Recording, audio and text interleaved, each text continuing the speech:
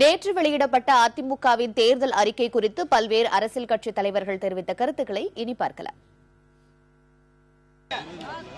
பொய்யான வாக்குறுதிகளை, தவறான வாக்குறுதிகளை சொல்லி இன்றைக்கு ஜெயலலிதா அவர்கள் எப்படியாவது மக்களை ஏமாற்றி விடலாம் என்று திட்டமிட்டுக் கொண்டிருக்கிறார்.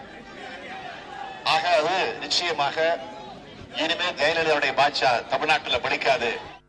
திமுக எப்படி எங்களுடைய தேர்தல் அறிக்கை, வரைவு தேர்தல் அறிக்கை எங்களை காப்பி அடிச்சாங்களோ அதே மாதிரி நிறைய திட்டங்களை இவங்க காப்பி அடிச்சிருக்கிறாங்க. அதுதான் அதுல ஒரு புதுமையா ஒண்ணும் கிடையாது. எங்களது தான் நிறைய இவங்க காப்பி அடிச்சிருக்காங்க. இலவசமாக கைபேசி கொடுக்கிறேன் என்று சொல்கிறார்கள். மகிழ்ச்சி. ஏழை மக்களுக்கு, நடுத்தர மக்களுக்கு கிடைத்தால் மகிழ்ச்சி தான். ஆனால் அவர்கள் நல்ல சாலையில் நடந்து போவதை இழக்கிறார்கள். மழை வெள்ளத்தில் தத்தளிக்காமல் இருப்பதை அவர்கள் இழக்கிறார்கள். அவர்கள் நல்ல ரேஷன் பொருட்களை இழக்கிறார்கள்.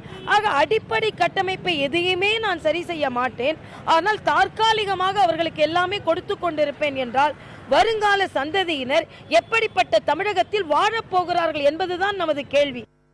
இலவசங்கள், செல்போன் இலவசம், அப்புறம் ஏதோ இருசக்கர வாகனத்தில் 50% கொடுக்க போகிறேன் போன்ற சில வாக்குறுதிகளை இவர்கள் அளித்திருக்கிறார்கள். எதையாவது சொல்லி இலவசங்களை சொல்லி வாக்குகளை பெற்று மீண்டும் அதிகாரத்திற்கு வந்துவிட வேண்டும் என்கிற ஒரு துடிப்போடு, ஆசையோடு, விருப்பத்தோடு இந்த தேர்தல் அறிக்கையை அதிமுக வெளியிட்டிருக்கிறது. தமிழ்நாட்டு மக்கள் மிக புத்திசாலிகள். திமுகவின் தேர்தல் அறிக்கையை, அதிமுகவின் தேர்தல் அறிக்கையை ஏற்க மாட்டார்கள், நம்ப மாட்டார்கள். தமிழகத்தின் தேவைகளையும் இன்றைய பொருளாதார சூழ்நிலையும் மக்களுக்கு ஏற்றத்தாழ்வற்ற சமுதாயத்தை உருவாக்குகின்ற ஒரு புனித முயற்சியில் புரட்சித் தலைவி அம்மா அவர்கள் ஈடுபட்டிருக்கிறார்கள். அதற்கு அந்த இலக்கை நோக்கிய பயணத்தின் நீட்சியாக இந்த அறிக்கை அமைந்திருக்கிறது. கடைசி நேரத்தில் ஒரு தேர்தல் அறிக்கையை வெளியிட்டால் அது மக்களிடம் பேசப்படும் என்கிற கருத்தில் இவ்வளவு காலம் தாழ்த்தி இருக்கிறார்களோ என்று தோன்றுகிறது.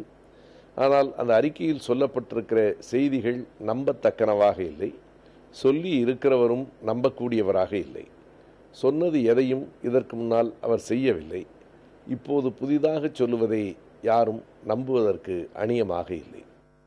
அரிசி இலவசம், வேட்டி இலவசம், சட்டை இலவசம், உப்பு இலவசம், ஊறுகாய் இலவசம், பருப்பு இலவசம், கால குடும்ப மிக்சி இலவசம், கிரைண்டர் இலவசம்.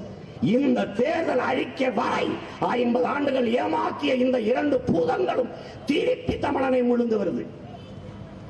நாங்க வந்தால் விவசாய கடனை ரத்துபடி செய்வோம், விவசாய கடனை தள்ளுபடி செய்வோம். வந்தவது என் செய்யல.